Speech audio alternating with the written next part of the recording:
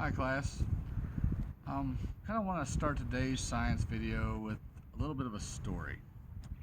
I was sitting in my classroom about 3 years ago, and this young lady who was in my fourth period class approaches me and says, "Mr. Phillips, will you please take my hamster? You have lots of animals. I know you'll be good to him." And I was like, I've got enough animals. I really don't need any more. I'm trying to think of any way I could possibly maybe not take the hamster. And she looks at me and she says, "But if you don't, my dad's going to release him into the wild with the other hamsters." And that kind of threw me back a little bit. Maybe shook my faith in the American education system because, well, I was pretty darn certain that there are no flocks or herds of wild hamsters in native West Virginia. But I was a little curious by that comment. Where do hamsters come from? Where do these organisms that we keep as pets actually come from? And so I looked it up and I found out that Lord Cheeto, as we named him later, was a teddy bear hamster, otherwise known as a Syrian hamster. And they're called that because they're native to Syria. Syria, Jordan, Lebanon, places like that. They actually tunnel up to 6 feet in the ground, and they're nocturnal. They come out at night. I remember asking her, well, how much time do I have to think about it? And she's like, "But he's already in my locker." Wait, he's where? So sure enough, we went downstairs, and the hamster had been stuck in her locker all day, just running around in her locker. And I told you that to illustrate a couple of differences today. We're going to talk about natural selection and artificial selection. Now, natural selection is a process by which things, animals particularly, change over time due to natural selective processes. Alright? So we're saying that natural environments are going to select for stronger animals of one characteristic, and as a result, those animals will live happier lives, they'll procreate more, and over time you will see more animals of that type start to exist. Such as with the Syrian hamster. The Syrian hamster has not evolved much over the time that we've domesticated it. I believe it was in the Victorian era when they started reintroducing it to Britain as a common house pet. On the other hand, you have something called artificial selection. Now that's when we as humans will take an organism and will select it for a certain trait based on what we want that animal to be or do. Common household dogs descended from wolves are one example of that. And I have another example of that, very similar to a hamster, right here in front of you. Now, this is a guinea pig. She stays in my classroom most of the time, but we brought her home for this extended vacation, as it were. And her name at school is Pork Chop. At the house, we call her Scarlet. Now, I'm going to pull Scarlet out here for you for just a second.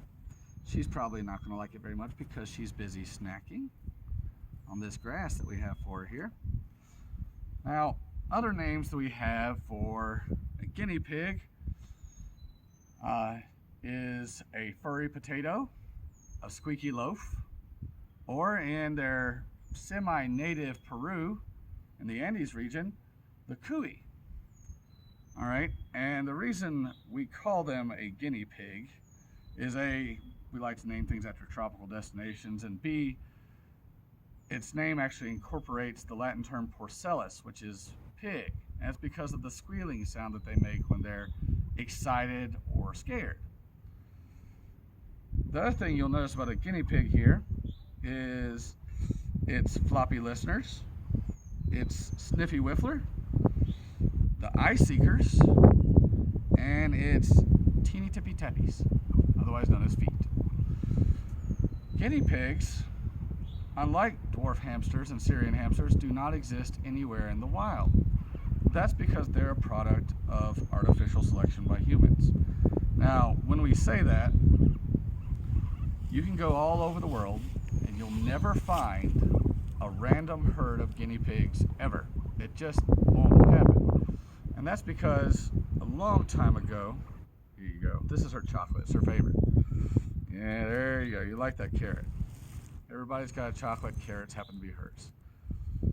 Long time ago, back during the Incan Empire, which once populated the Andes, they found a rodent, and the most closely related rodent to a guinea pig is what's called the montane guinea pig. It's not actually a guinea pig at all, it's closely related to the capybara, but they are found in the wild, but they're nowhere even remotely close. And feel free to look that up, the montane guinea pig, and see the difference between the two of them. Guinea pigs were raised by the ancient Incans as livestock, all right? Not pets. We see them as pets. Why, I would never eat dear old pork chop here. However, the ancient Incans, being in the large mountain ranges of Peru, needed something that they could raise domestically in large numbers for a source of meat. So they caught some montane guinea pigs, or at least this is how I imagine it happened, and over time artificially selected them for the traits that they wanted them to have. When we say artificial selection, the humans are actually breeding the guinea pigs for a certain type of trait. Now, modern guinea pigs are kind of fat, right? They're not skinny like most rodents that you see out in nature. And that's something that's happened over time. In addition, guinea pigs come in a lot of different colorations. Some have long flowing locks of hair, some are short-haired, some have scruffy hair, and there's even a hairless version that I like to call the North American house hippo. That being said, I'm going to put her back in here while we finish talking about it and let her finish that carrot. So the Incans were raising these things for food source. Now, in Peru, and I've been there a couple times, they call them cuys, and the reason they call them cuys is because when they get excited, we call it a pig squeal. It kind of sounds like the name itself, cuy, cuy, cuy. Don't ask me to do that again because I'm not going to. But that is one of the sounds that they like to make when they're excited or scared. Now, in my travels to Peru, I have had a couple of chances to see guinea pig farms where they raise guinea pigs, and they still, to this day, raise them for a meat source. But guinea pigs served another purpose in Incan culture. Guinea pigs were actually revered, especially toward the later stages of that culture, as pets and sacrificial items. In fact, in 2019, they found an Incan burial site in Peru with over 100 guinea pigs that were covered in earrings, necklaces, and in many cases, little woolen coats. Now, it seems strange to me that a hamster can be found in the wild, and over time has evolved into natural selection. However, a guinea pig is entirely a product of man and the selective breeding process for a purpose. Thanks for listening, guys. We'll catch you next time. Stay safe and stay inside.